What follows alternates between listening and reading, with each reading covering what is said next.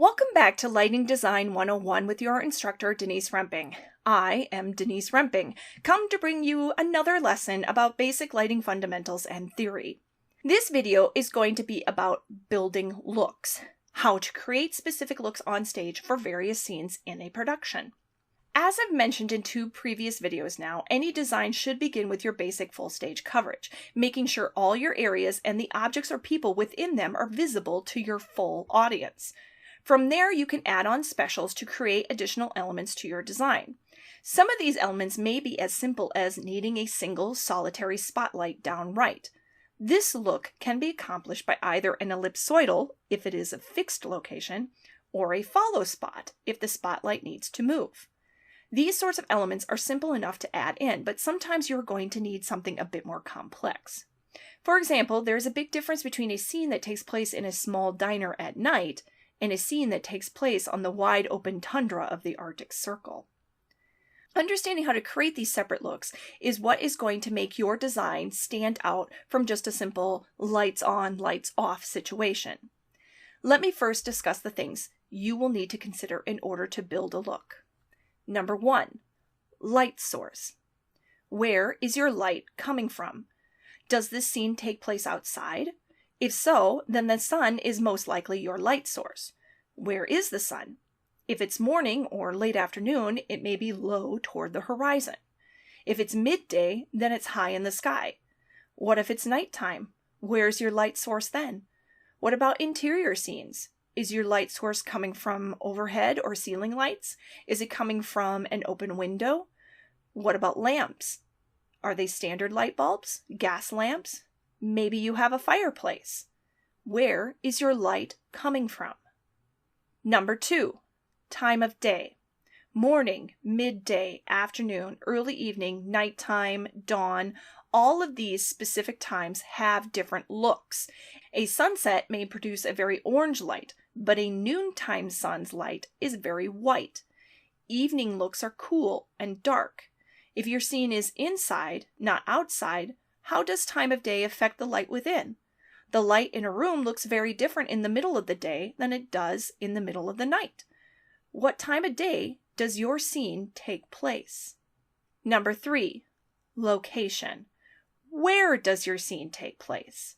Is it inside, outside, the middle of the desert, the middle of a jungle, a park in the springtime, New England in the dead of winter, on a beach, in a coffee shop, at a grocery store? All of these locations have different light. The light in a desert will look very different than the light in the middle of a thick jungle. Where is your scene taking place? Number 4, mood, atmosphere, themes. How can light enhance a scene outside of natural elements? Is this scene sad, happy, scary? Does the director want to build an element of suspense? Or maybe they want to show two people are falling in love. Is there an element of danger? Or is the main character wrestling with inner demons? All of these can be enhanced through your lighting design. What sort of mood, atmosphere, or theme exists in your scene? Once you've established these 4 elements, then you can start looking at what you will need for each scene. Let's take a closer look at some specific looks, and I will break them down for you. Let's first take a look at the same set with different looks.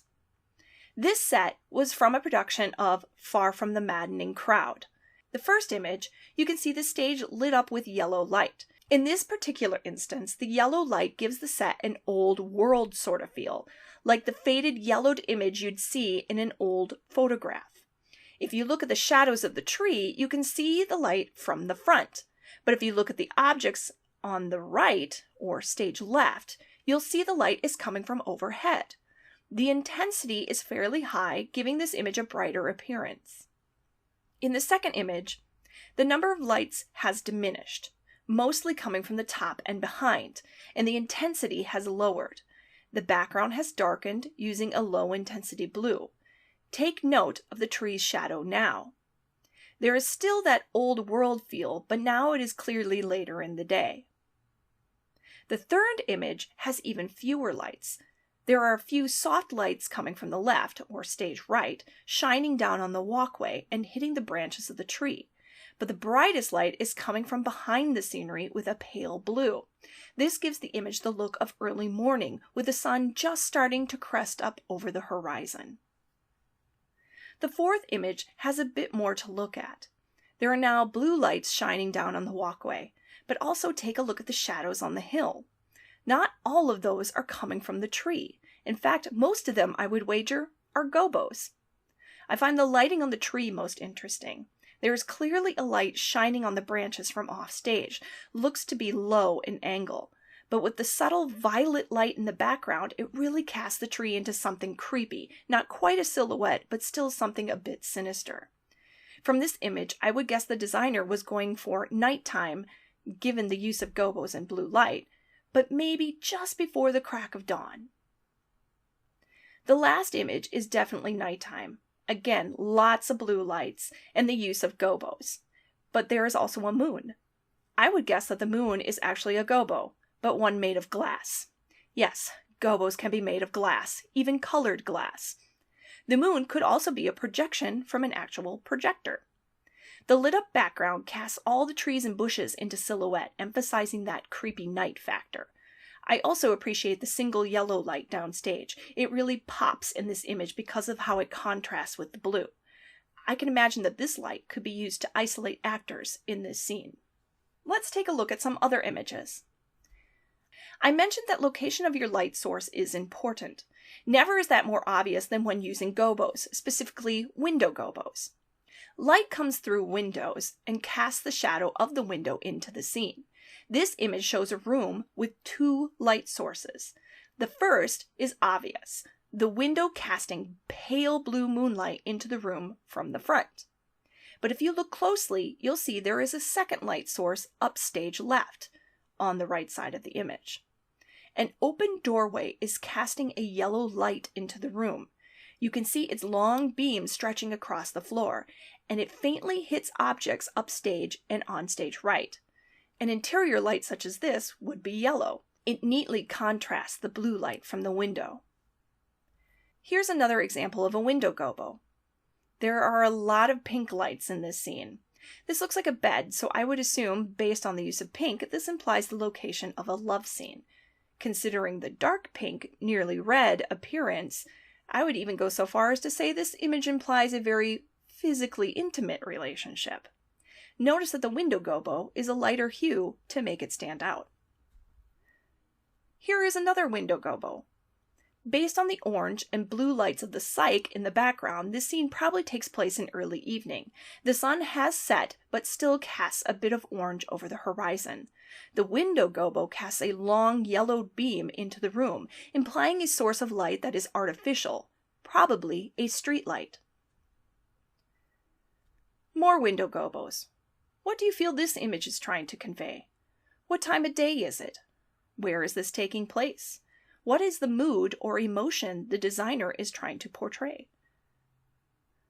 Let's take a look at some other images where light source can be important. This image, for example, has significant light coming from behind the bars, casting their image down onto the stage and the actors. The addition of the tree branches adds texture to the lights as well, but notice that they do not cast shadows onto the stage. The image of the bars is clear and crisp looking. If you look really closely, you will also notice that you can see the actors' faces, implying that there is at least some frontal light. Otherwise, their faces would be in shadow. Here's some fun lighting. Each cell has its own little light bulb, but you'll notice the shadows from the bars are minimal. The eye instead is drawn to the line of blinding white spotlights. To me, this implies overhead lights in a jail. Also take note of the fog in the background. We'll talk a bit more about how fog can be a useful lighting tool in a later video, but notice in this image how that fog is lit up with that brilliant white light. Here are some more bar images using gobos.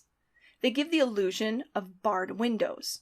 Notice you can see the actors' faces, implying frontal light.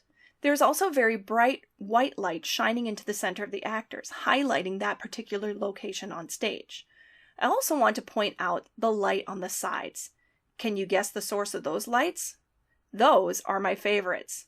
Side lights. As you can see, this image is from a production of The Crucible. Note there is another barred window image. You can actually see the beam coming from the physically present window. What else do you notice in this image? Do you see the third McCandless light hitting the actors from above and slightly behind? What about the background cyc? What does that pale yellow and blue imply?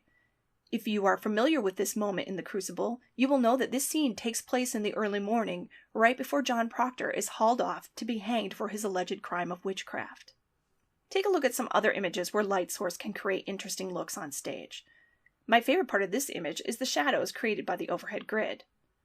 Or look how these single isolating ellipsoidals create a very specific pattern to look. The dark spaces are the areas my eye is drawn to. Ellipsoidals can be really great for creating those isolating images. Where is your eye drawn to in this image?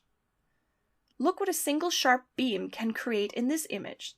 This look is accomplished using a hazer, a device like a fogger that creates a constant coverage of haze or fog on your stage. It can be really useful in emphasizing your light beams. You can see the hazer in effect again in this image, emphasizing those isolating overhead lights. Take note of the parts of the actor's body that are highlighted. What does this image imply? As I mentioned, time of day is very important to your lighting design. Note the pale yellow of this sunrise look, as if the sun is just peeking up over the horizon. The angle is low. Look, for example, how it hits the house on stage left. In contrast, then, look at the house on stage right, still mostly in shadow. Can you tell where the sun is rising? The cyc in the background is two-toned, with your yellows at the bottom and blues at the top. This look is achieved by having two light sources on your cyc, at the bottom and at the top. Note the range of colors that happen in the middle. Here's another example of the two-toned cyc effect. The bottom is orange and the top a pale blue. Look at the transition between the tones and the range of colors it produces. Here's another pre-dawn look. It's the same set as 2 images ago, but note the difference in the colors. You figured out where the sun was rising in the previous picture. Now take a look at the cyc in the background. Can you see the morning sun just teasing its rising? I also want to point out the windows on the stage right house. There are 2 different lamps visible, 2 more sources of light the designer considered for this moment. Same set again, but now it's afternoon. Look at the angle of the yellow light on the stage right house and the actor standing there. This sun is dipping toward the horizon, but on the opposite side. Again, look at the colors on the cyc.